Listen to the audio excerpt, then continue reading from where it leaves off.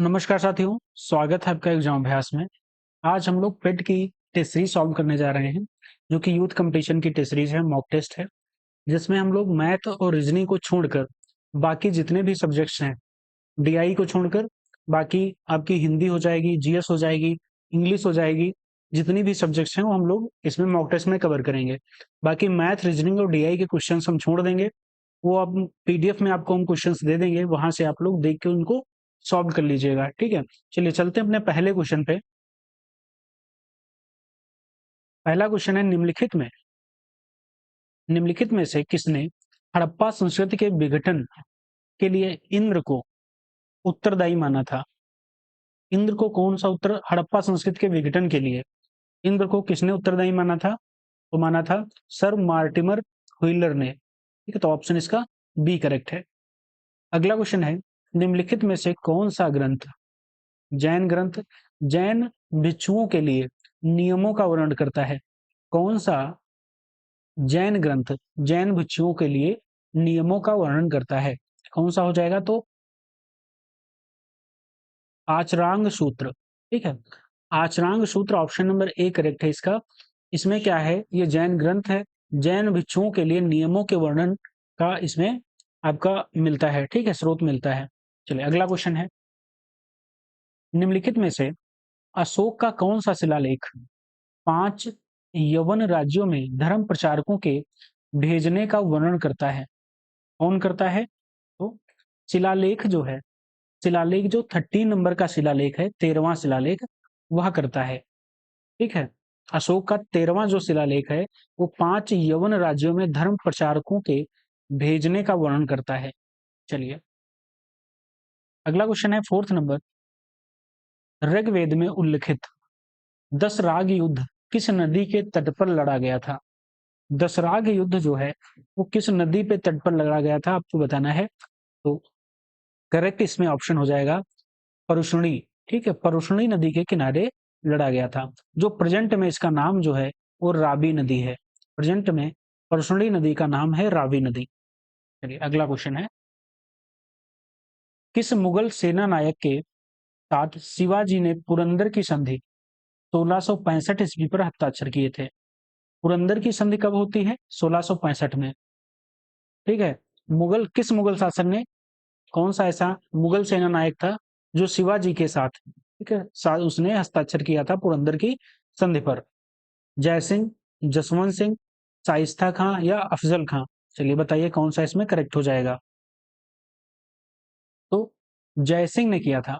जय सिंह मुगल का सेना नायक था, इसने शिवाजी के साथ में पुरंदर की संधि जो कि 1665 में होती है, इस पे हस्ताक्षर किए थे।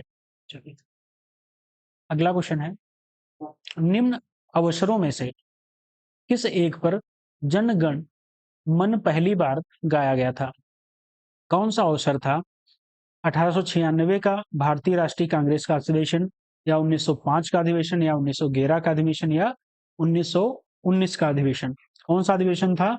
तो 1911 का अधिवेशन था कांग्रेस का। इसमें पहली बार जन गण मन का जो राष्ट्रगान है वो गाया गया था। चलिए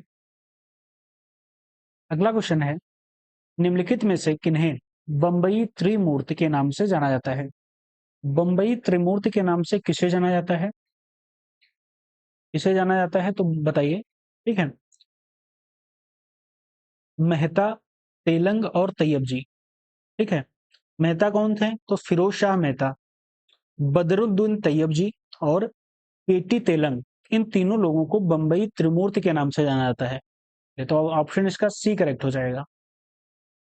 अगला क्वेश्चन है, भारत छोड़ो आंदोलन के समय कौन युवा महिला नेत्री अवज्ञा और प्रतिरोध का प्रतीक थी? सरोजनी नायडू, या कल्पना दत्त जोशी, या सुचेता कृपलानी, या अरुणा आसफ अली? इसमें करेक्ट ऑप्शन आपका हो जाएगा।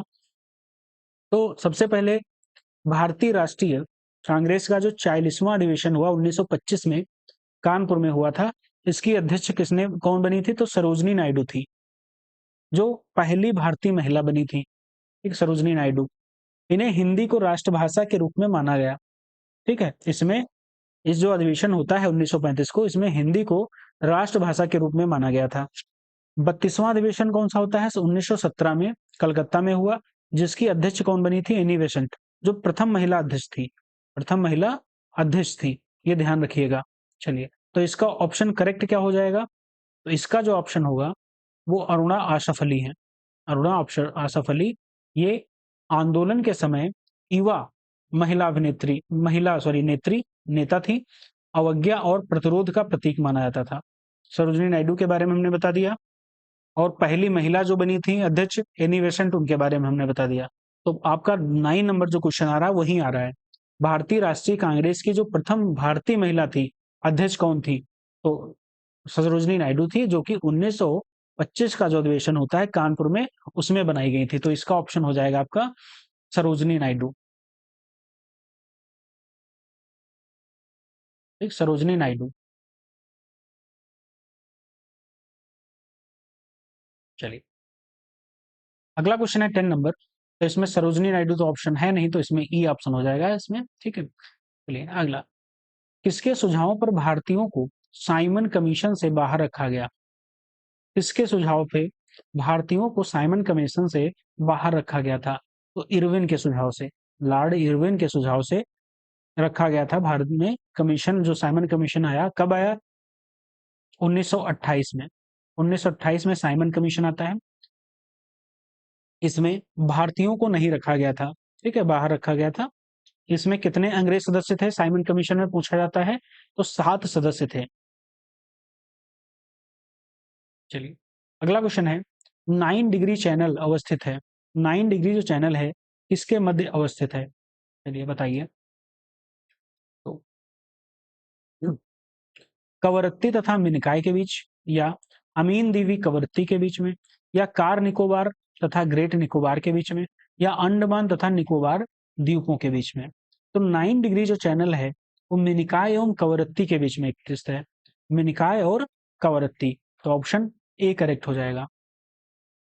चलिए, कवरत्ती कहाँ है? तो कवरत्ती आपका लक्षद्वीप में है। चलिए, अगला क्वेश्चन है, भूमध्य सागरीय जलवायु की विशेषता क्या है? भूमध्य सागरीय जलवायु की विशेषता बताइए। उष्ण ग्रीष्म ऋतु एवं आर्द्र जाड़े की ऋतु, यही आपकी भूमध्य सागरीय जलवायु की विशेषता है। तो ऑप्शन ए इसका करेक्ट हो जाएगा। अगला क्वेश्चन है, मकर संक्रांति के समय कर्क रेखा पर दोपहर के सूर्य का, ठीक है, उन्नतांश कितना होता है? चलिए, तो इसमें ऑप्शन जो करेक्ट होगा आपका बी करेक्ट हो जाएगा, यानी कि 43 डिग्री। निम्नलिखित नदियों में से किसके मध्य विष्ट दोआब है? विष्ट दोआब किसके मध्य है? तो ब्यास और सतलज, ब्यास और सतलज के बीच में है। राबी और ब्यास के बीच में क्या है? राबी और ब्यास के बारिश दोआब पड़ता है। और राबी और चेनाब के बीच में, राबी और चेनाब के बीच में रचना दोआब है। और झेलम और सिंधु के बीच में सिंध सागर दोआब है। चलिए, अगला क्वेश्चन है, निम्न में से कौन भारत में सबसे बड़ा मशीनीकृत खान है? मशीनीकृत खान कौन सा है? बैला डिला खान। बैला डिला खान जो है वो भारत में सबसे बड़ा मशीनीकृत खान है। चलिए, ये छत्तीसगढ़ में पड़ता है, ये भी ध्यान रखिएगा, छत्तीसगढ़ में पड़ता है। अगला क्वेश्चन है, गवर्नमेंट ऑफ इंडिया एक्ट 1935 को किसने दासता का न्याय दासता का नया अधिकार पत्र कहा था? 1935 का जो act, government of India act आता है, उसको किसने कहा था कि दासता का एक नया अधिकार पत्र है?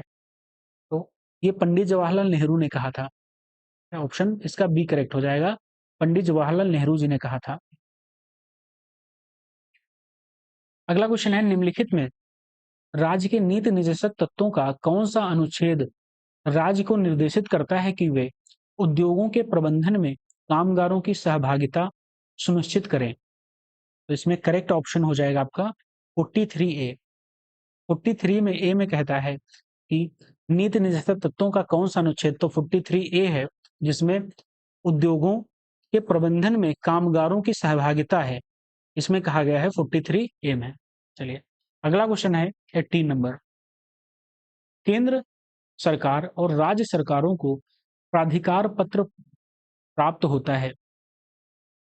केंद्र सरकार और राज्य सरकारों को प्राधिकार प्राप्त होता है, किससे प्राप्त होता है बताना है। तो भारतीय संविधान से प्राप्त होता है। अगला क्वेश्चन है, भारत का संघीय न्यायालय निम्नलिखित में से किस वर्ष में स्थापित किया गया था? संघीय न्यायालय किस वर्ष स्थापित किया गया था? चलिए, तो इसमें ऑप्शन दिया गया है 1935, 1939, 1946 और 1947। तो इसमें जो ऑप्शन करेक्ट होगा वो इसमें कोई करेक्ट नहीं है। कब किया गया था? तो 1937 में किया गया था। तो ऑप्शन इसमें ई करेक्ट हो जाएगा, यानी कि इसमें कोई नहीं है। संघीय न्यायालय की स्थापना कहाँ करी गई थी? तो दिल्ली में करी गई थी। कब करी गई थी? 1 अक्टूबर 1937 में करी गई थी। चलिए, अगला क्वेश्चन है, पंचायतों के लिए कराए जाने वाले सभी निर्वाचनों के लिए संचालन का जो अधीक्षण, निर्देशन और नियंत्रण निहित होता है, इसमें निहित होता है। चलिए, तो इसमें निहित होता है तो राज्य निर्वाचन आयोग में निहित होता है। कौन? पंचायत का जो निर्वाचन है कौन कराता है पंचायतों का? तो राज्य निर्वाचन आयोग कराता है। तो उसी में निर्देशन, अधीक्षण और नियंत्रण उसी में नियंत्रित होगा, निहित होगा। चलिए, अगला क्वेश्चन है, रिंगलेनमैन स्केल का प्रयोग निम्नलिखित में से घनत्व मापन में होता है। इसका घनत्व मापा जाता है। तो रिंगलेनमैन स्केल जो स्केल है उसका घनत्व मापन में किस चीज का घनत्व मापा जाता है? चलिए बताइए। तो धुआं का घनत्व मापा जाता है। तो ऑप्शन इसका सी करेक्ट हो जाएगा, धुआं का घनत्व मापा जाता है। अगला क्वेश्चन, निकट दृष्ट दोष का इलाज किया जाता है। निकट दृष्ट जो दृष्ट दोष है उसका इलाज किया जाता है उत्तल लेंस से, अवतल लेंस से, या बेलनाकार लेंस से, या टोरिक लेंस से। तो इसका जो ऑप्शन करेक्ट होगा अवतल लेंस होगा, अवतल लेंस। इसमें क्या होता है निकट दृष्ट दोष में? निकट की जो वस्तुएं हैं स्पष्ट या साफ दिखाई देती हैं, दूर की वस्तुएं स्पष्ट नहीं दिखाई देती हैं, इसलिए इसको निकट दृष्ट दोष कहा जाता है। इसमें अवतल लेंस का प्रयोग किया जाता है। अवतल लेंस जो लगाते हैं उनको इसका इलाज मिल जाता है। चलिए, अगला क्वेश्चन है, वायुमंडल में निम्न गैस की उपस्थिति के कारण वायु के पीतल फीका पड़ जाता है। ठीक है, वायु में जो है पीतल फीका पड़ जाता है। कौन सी गैस उपस्थित होती है?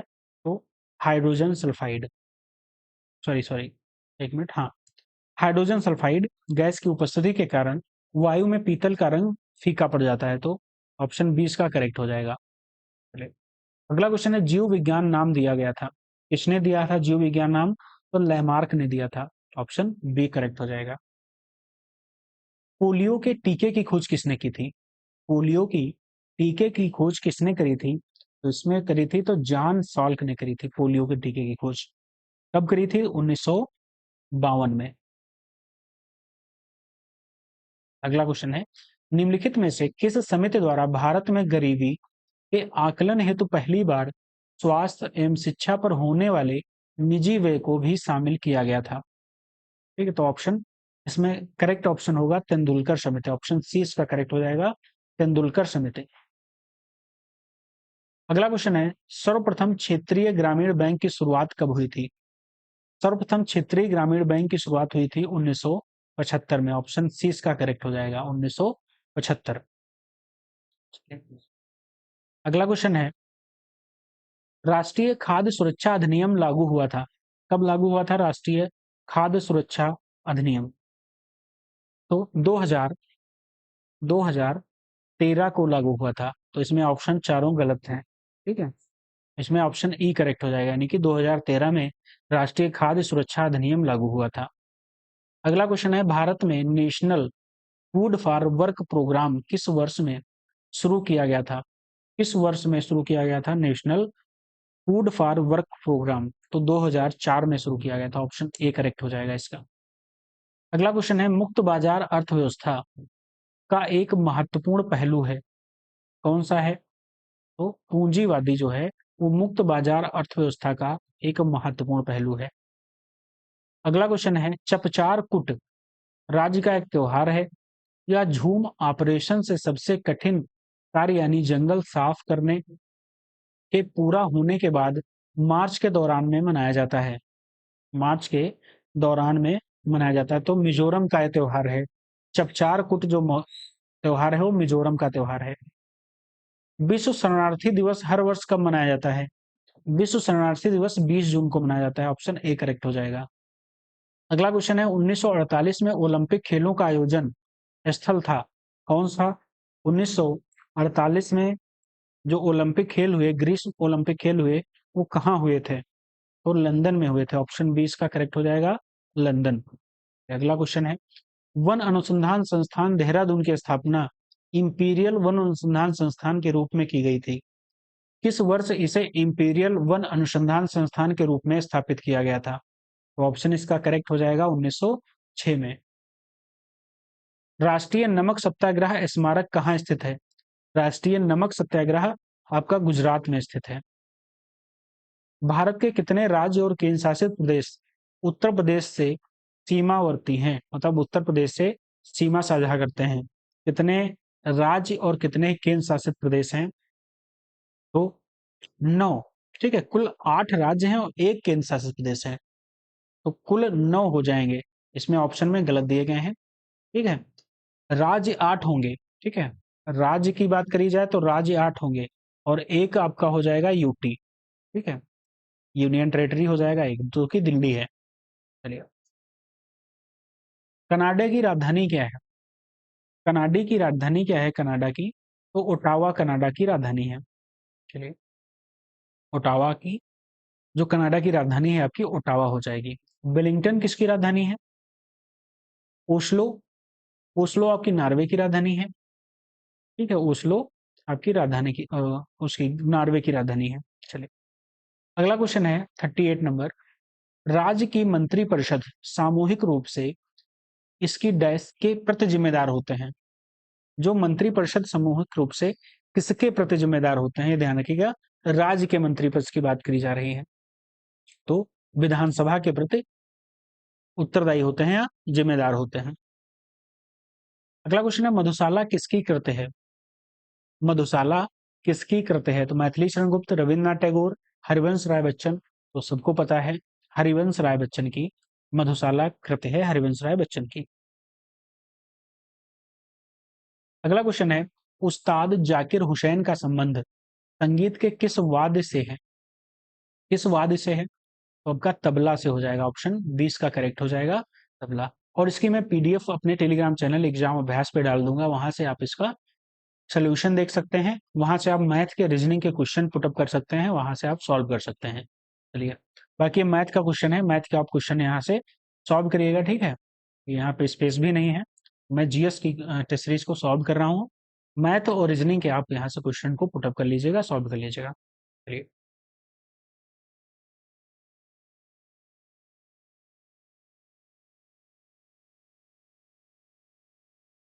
इंग्लिश के क्वेश्चंस को हम टिक करा दे रहे हैं। ठीक है, which of the following labels is most appropriate for the author of given passage? Passage को पढ़ लीजिएगा।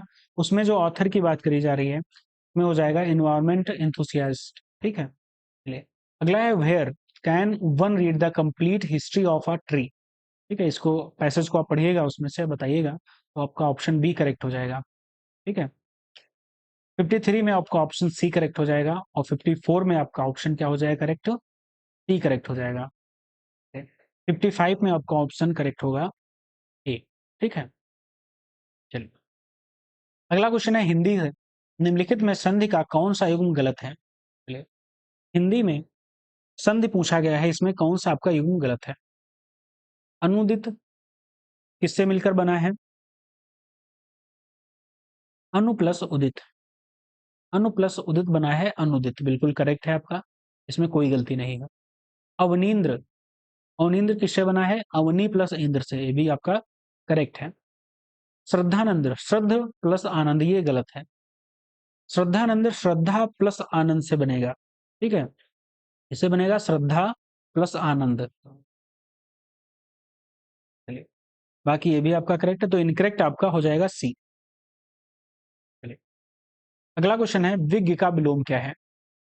विज्ञ का विलोम क्या है बताइए?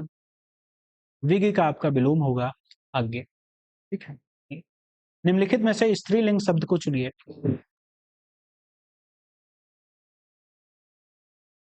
चलिए, इस क्वेश्चन में क्या पूछ रहे हैं कि स्त्रीलिंग शब्द कौन सा है? तो धुआं, कार, भत्ता, धावा, ठीक है, ये सभी आपके पुल्लिंग हैं, तो इसमें कोई शब्द स्त्रीलिंग नहीं है, तो ऑप्शन इसका ई करेक्ट हो जाएगा। अगला क्वेश्चन है, जिसे बुलाया ना गया हो, वाक्य के लिए एक प्रयुक्त शब्द कौन सा होगा?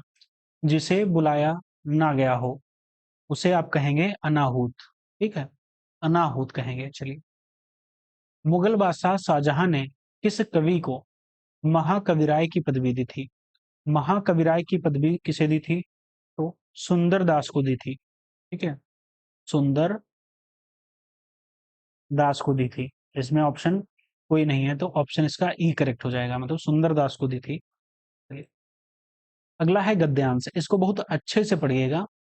गद्यांश करने की एक बहुत अच्छी, मतलब सबसे बढ़िया आप जो ट्रिक कह सकते हैं, वो सबसे पहले आप मन से अच्छे से आप गद्यांश को पढ़िए। सारे क्वेश्चंस आपके 5 के पांचों क्वेश्चन आपके इजीली तरीके से हो जाएंगे। मेरे एक मित्र बड़े विद्वान, स्पष्टवादी और नीतिमान, वह इस राज्य के बहुत प्रतिष्ठित नागरिक हैं। उनसे मिलने से सदा नई स्फूर्ति मिलती है। यद्यपि वह अवस्था में मुझसे छोटे हैं, तथापि मुझे सदा सम्मान देते हैं। इस देश में यह एक अच्छी बात है कि सब प्रकार से हीन होकर भी यदि कोई उम्र में बड़ा हो, थोड़ा सा आदर पा ही जाता है। मैं भी पा जाता हूँ। मेरे इस मित्र की शिकायत थी कि देश की दुर्दशा देखते हुए मैं कुछ कह नहीं रहा हूँ, अर्थात इस दुर्दशा के लिए लोग जिम्मेदार हैं। उनकी भर्त्सना नहीं कर रहा हूँ। यह एक भयंकर अपराध है। कौरवों की सभा में भीष्म ने द्रौपदी का भयंकर अपमान देखकर भी जिस प्रकार मौन धारण किया, था वैसे ही कुछ मैं और मेरे जैसे कुछ अन्य साहित्यकार चुप्पी साधे हैं।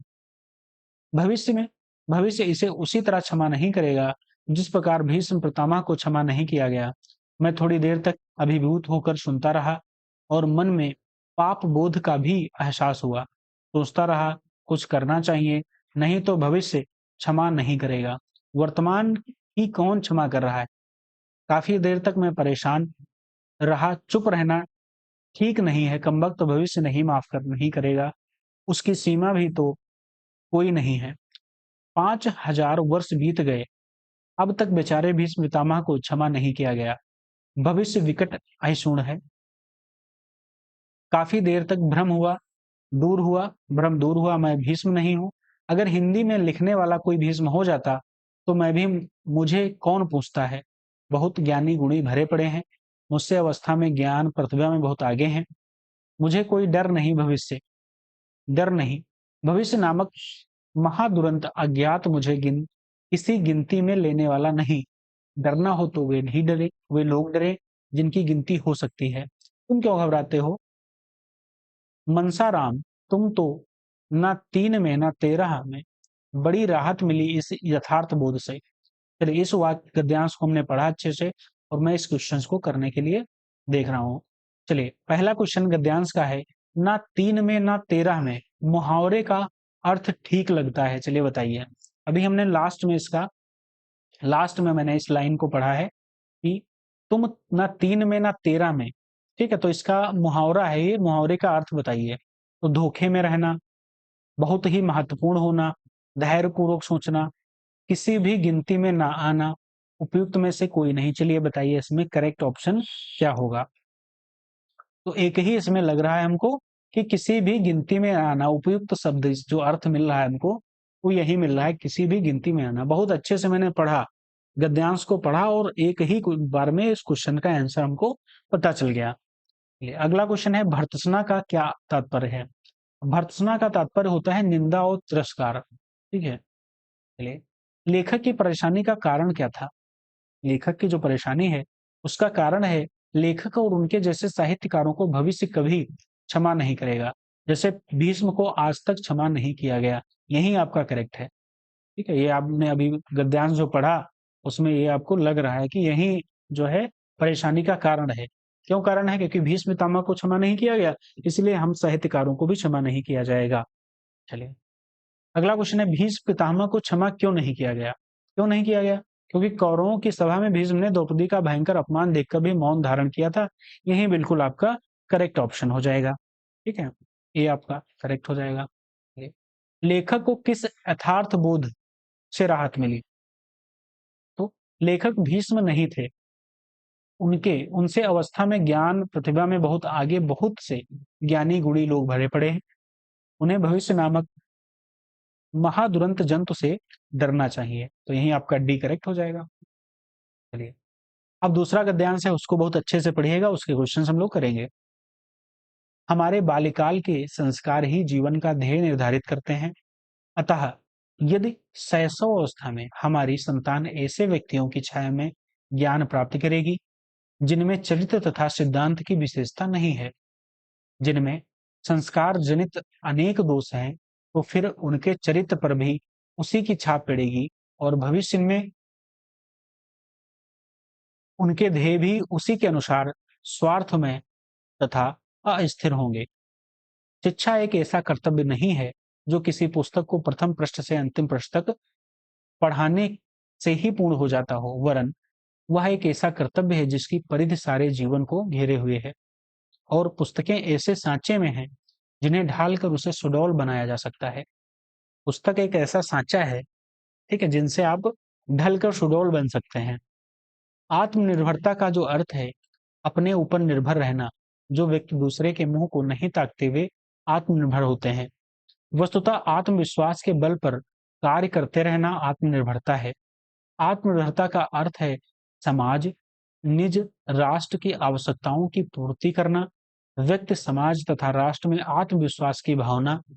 आत्मनिर्भरता का प्रतीक स्वावलंबन जीवन की सफलता की पहली सीढ़ी है। सफलता प्राप्त करने के लिए व्यक्ति को स्वावलंबी अवश्य होना चाहिए। स्वावलंबी व्यक्ति समाज, राष्ट्र के जीवन में सर्वांगीण सफलता प्राप्त का महामंत्र है। स्वावलंबन जीवन का अमूल्य आभूषण है, वीरों तथा कर्मयोगियों का इष्ट देव है, सर्वांगीण उन्नत का आधार है।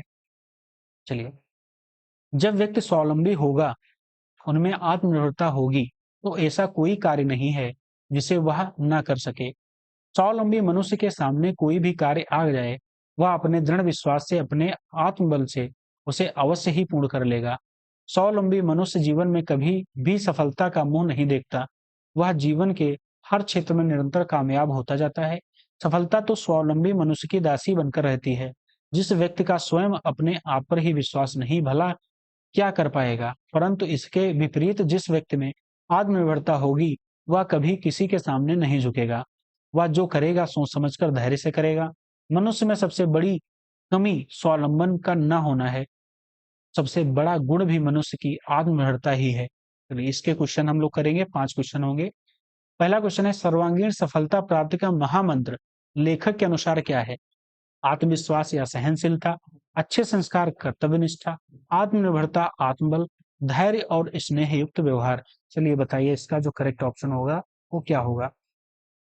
तो इसमें जो बता रहा है वो आत्मनिर्भरता और आत्मबल की बात कर रहा है लेखक। चलिए, स्वार्थमय तथा अस्थिर शब्दों के विलोम क्रमशः बताइए क्या है? स्वार्थमय क्या होगा, अस्थिर क्या होगा? चलिए बताइए। स्वार्थमय का जो होगा वो निस्वार्थ होगा, और अस्थिर का जो होगा वो गतिहीन होगा। अस्थिर का जो होगा वो गतिहीन होगा। अस्थिर का मतलब होता है स्थिर ना होना, मतलब चलते रहना। तो गतिहीन का मतलब होता है जिसमें गति ना होना। स्वार्थमय का होता है स्वार्थमय, और निस्वार्थ का मतलब होता है निस्वार्थ। ठीक है, चलिए विलोम हो जाएगा, तो ऑप्शन डी इसका सही हो जाएगा। सफलता, कार्य और आत्मनिर्भरता शब्दों के लिंग क्रमशः कौन से हैं वो आप बताइए। चलिए, तो स्त्रीलिंग, पुल्लिंग और स्त्रीलिंग। ठीक, चलिए अगला क्वेश्चन है, जीवन की सफलता की पहली सीढ़ी कौन सी है? जीवन की सफलता की पहली जो सीढ़ी है वो कौन सी है? तो आत्मनिर्भर बनना ये जीवन की सफलता की पहली सीढ़ी है। अगला क्वेश्चन है लास्ट, इसका गद्यांश का है, शैशव में शिक्षकों का बच्चे पर क्या असर पड़ता है? शैशव अवस्था में शिक्षकों का बच्चे पर निम्न असर पड़ते हैं, जैसे शिक्षकों के चरित्र के गुण दोष सहज ही बच्चे में आ जाते हैं। ठीक है, तो ऑप्शन इसका करेक्ट जो होगा वो ऑप्शन बी करेक्ट होगा। डीआई को आप इसमें पीडीएफ में हमारे टेलीग्राम चैनल से आप डाउनलोड करके पीडीएफ डाउनलोड कर लीजिएगा। वहां से आप डीआई को देखिएगा, वहां से डीआई आपको सॉल्व करना है। ठीक है, चलिए मैं अगले क्वेश्चन देखूंगा। अगला क्वेश्चन है करंट से। करंट से क्वेश्चन है, मई 2025 में 22वां भारत टेलीकॉम 2025 का आयोजन कहाँ किया गया? भारत टेलीकॉम का जो आयोजन हुआ वो नई दिल्ली में किया गया था। ऑप्शन सी इसका करेक्ट हो जाएगा, नई दिल्ली। मई 2025 में 12वां वैश्विक अंतरिक्ष अन्वेषण सम्मेलन 2025 कहाँ आयोजित किया गया?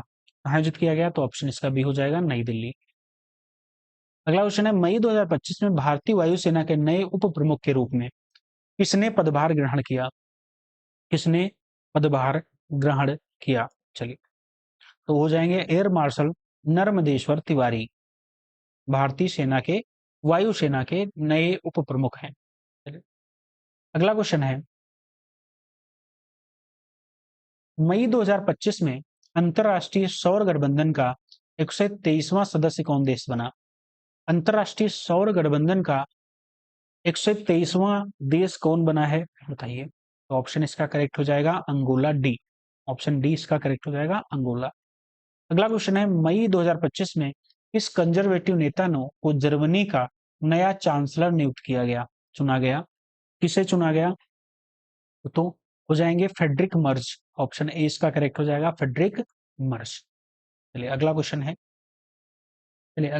है, इंपॉर्टेंट क्वेश्चन है, मई 2025 में उल्लास नव भारत साक्षरता कार्यक्रम के अंतर्गत भारत का पहला पूर्ण साक्षर राज्य किसे नियुक्त किया गया? चलिए, तो इसके तहत, उल्लास के तहत कौन पूर्ण साक्षर राज्य घोषित हुआ है? तो मिजोरम हुआ। तो ऑप्शन सी इसका करेक्ट हो जाएगा, मिजोरम। अगला क्वेश्चन है, 11वें अंतर्राष्ट्रीय योग दिवस 21 जून 2025 को मनाया गया, इसकी थीम क्या थी? तो इसकी जो थीम थी आपकी, कौन सी थीम थी?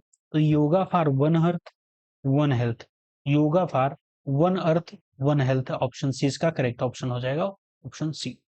अगला क्वेश्चन है, अंतरराष्ट्रीय प्रतियोगिता दोहा डायमंड लीग 2025 में भारतीय खिलाड़ी नीरज चोपड़ा ने कौन सा स्थान प्राप्त किया है? कौन सा स्थान प्राप्त किया है? तो द्वितीय स्थान प्राप्त किया है। ऑप्शन बी इसका करेक्ट हो जाएगा, द्वितीय स्थान प्राप्त किया है।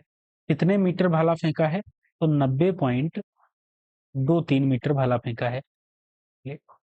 2025 में न्यायमूर्ति संजीव खन्ना के स्थान पे भारत के 92, ठीक है, 52 नंबर के मुख्य न्यायाधीश कौन नियुक्त हुए हैं? तो न्यायमूर्ति भूषण रामकृष्ण गवई। ऑप्शन ए इसका करेक्ट हो जाएगा, न्यायमूर्ति भूषण रामकृष्ण गवई। लास्ट क्वेश्चन है, प्रत्येक वर्ष राष्ट्रीय प्रौद्योगिकी दिवस कब मनाया जाता है? प्रत्येक वर्ष राष्ट्रीय प्रौद्योगिकी दिवस मनाया जाता है 11 मई को, 11 मई को मनाया जाता है। चलिए, ऑप्शन डी इसका करेक्ट हो जाएगा। चलिए, हमारे जो 100 क्वेश्चन है उसमें हम लोगों ने डीआई, रीजनिंग और मैथ के क्वेश्चन को छोड़ के बाकी सभी क्वेश्चन कवर किए हैं। चलिए, बाकी आप लोग डीआई और मैथ्स रीजनिंग के क्वेश्चंस को कवर कर लीजिएगा, हमारी पीडीएफ डाउनलोड कर लीजिएगा, वहां से आप लोग कवर कर लीजिएगा।